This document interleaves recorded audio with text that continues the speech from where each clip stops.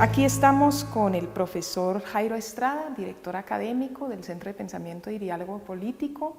Queríamos hacerle unas preguntas en el marco de los 3 años de la firma del acuerdo final. En primer lugar, queríamos saber qué lectura hace usted de la implementación del acuerdo de paz. Bueno, entre tanto yo diría que tenemos que hacer esfuerzos por hacer una distinción entre lo que son los efectos políticos y culturales del acuerdo de paz por una parte y lo que es la implementación propiamente dicha. Con eso lo que quiero indicar es que el acuerdo de paz es más que un texto, es más que el texto firmado por las partes, primero en La Habana y luego acá en Bogotá en el Teatro Colón. La visión que tenemos de la implementación es que se ha mostrado como un proceso muy complejo, contradictorio, desigual, diferenciado, en el que se han evidenciado resistencias sistémicas que son las que históricamente se han expresado y manifestado en Colombia cuando se ha tratado de emprender procesos de reforma. Y hay que señalar que el acuerdo de paz esencialmente da cuenta de propósitos de reformas básicas aplazadas históricamente en la sociedad colombiana que de implementarse, que de cumplirse, evidentemente podrían conducir a abrir transformaciones más profundas que requiere este país tal y como se requiere, entre otras cosas, en todos los países de nuestra América. ¿Qué se puede decir sobre el estado actual de la implementación del acuerdo?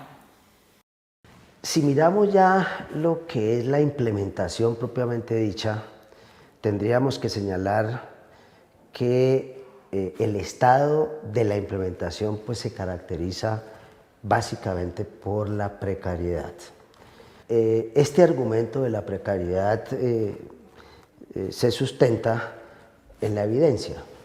No es simplemente un calificativo que salga, digamos, a la ligera, sino que resulta de un ejercicio de análisis, de contraste entre lo que quedó escrito en el acuerdo de paz, entre lo que las partes convinieron por una parte y lo que, entre tanto, efectivamente se ha venido implementando. Hay que decirlo que en lo que tiene que ver con los desarrollos específicos del acuerdo de paz, fundamentalmente estos se han centrado en unas elaboraciones parciales del marco normativo que se derivaba del propio acuerdo de paz. Y digo elaboraciones parciales y selectivas además, porque no todo el conjunto de los puntos pactados han tenido estos desarrollos normativos. El punto primero, por ejemplo, el punto agrario de la reforma rural integral es el punto probablemente con los desarrollos más precarios. En una situación similar se encuentra el punto de la reforma política y de la participación política, y de la apertura democrática. Probablemente el punto que se refiere al sistema integral de verdad, justicia, reparación y no repetición tuvo importantes desarrollos normativos, ¿no? O ha tenido importantes desarrollos normativos, pero la implementación no son solo desarrollos normativos, son importantes los desarrollos normativos. Y si analizamos la implementación, pues tendríamos que decir, sí, hay unos desarrollos parciales, pero esos desarrollos parciales han sido selectivos, han sido también alterados, distorsionados, particularmente, por ejemplo, en lo que ha tenido que ver con la Jurisdicción Especial para la Paz, y otros aspectos que se refieren ya a la implementación, que son los que concierne a las políticas públicas, a la asignación de recursos, de presupuesto, aquellos que denotan el esfuerzo fiscal del Estado están definitivamente aplazados por lo pronto, habría que decirlo. Ahora, sería también conveniente en este planteamiento afirmar que desde luego no se espera que la implementación sea simplemente el resultado de unas políticas que el Estado ejecute, Siempre se ha asumido que la implementación es un campo en disputa, que la implementación tiene que estar necesariamente asociada con exigencias sociales, con luchas sociales, con movilización social y popular, y hay que decir pues, que todavía no encontramos en el conjunto de la sociedad colombiana el mejor ambiente, el ambiente favorable pues, para que el proceso se pueda llevar a cabo. ¿Quiere decir usted que se siente poco apoyo a la implementación? Sí, habría que decir que el proceso de implementación, es decir, se advierte se advierte por una parte de evidentes resistencias sistémicas. Los sectores de la derecha, de facciones de la oligarquía financiero-terrateniente, consideran el acuerdo de paz casi que una amenaza que afecta su supervivencia y las condiciones de sus negocios.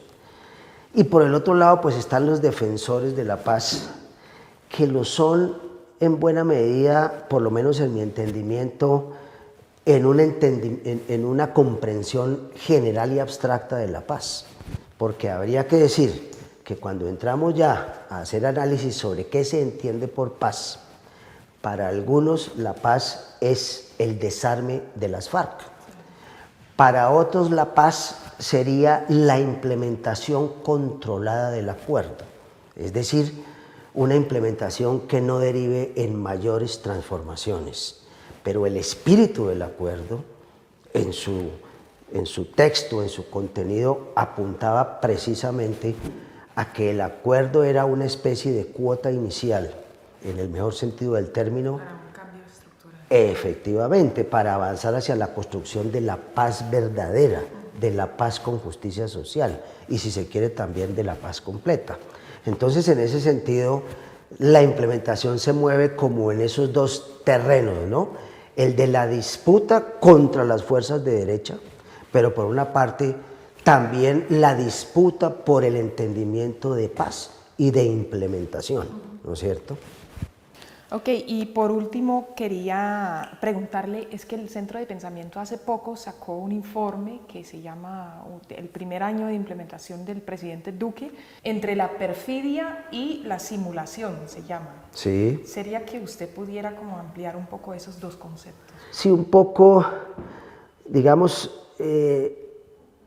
tendencia a la perfidia y simulación pretenden ser los rasgos con los que nosotros, como centro de pensamiento, queremos caracterizar el momento actual de la implementación, particularmente durante el gobierno del presidente Duque.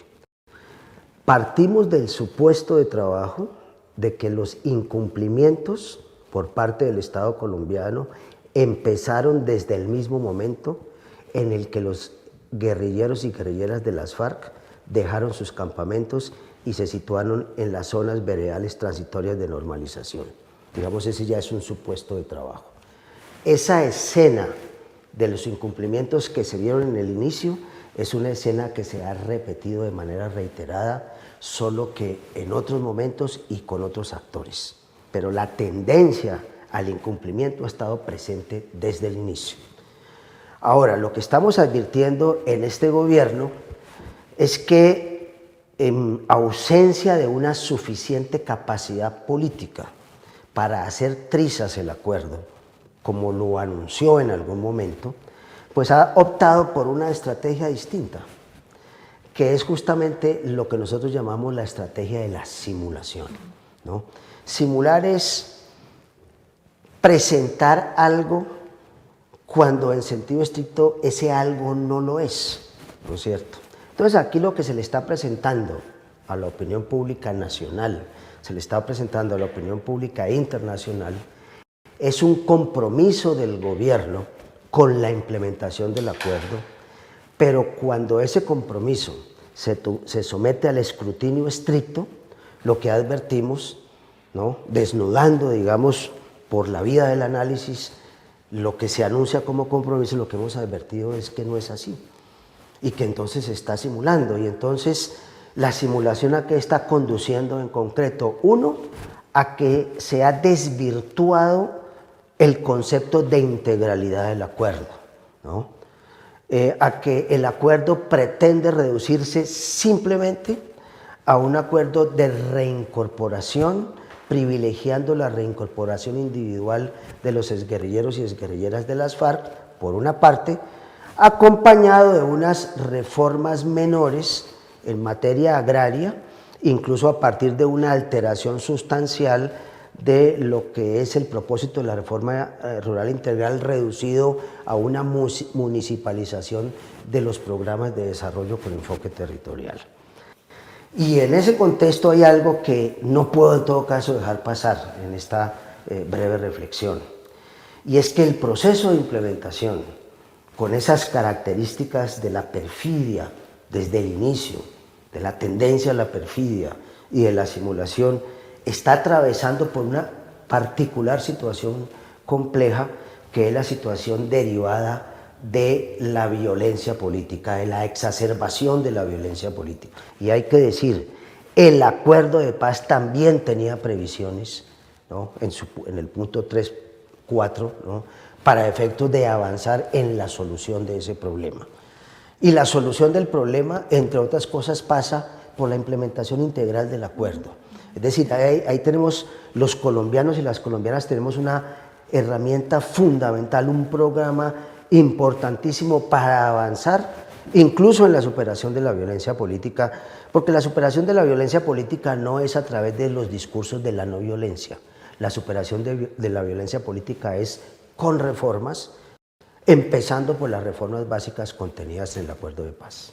Si usted tuviera que caracterizar al gobierno de Santos en términos de implementación, así como caracterizaron al gobierno de Duque, en una o dos palabras, ¿con qué palabras lo caracterizaría? Es difícil, diría yo.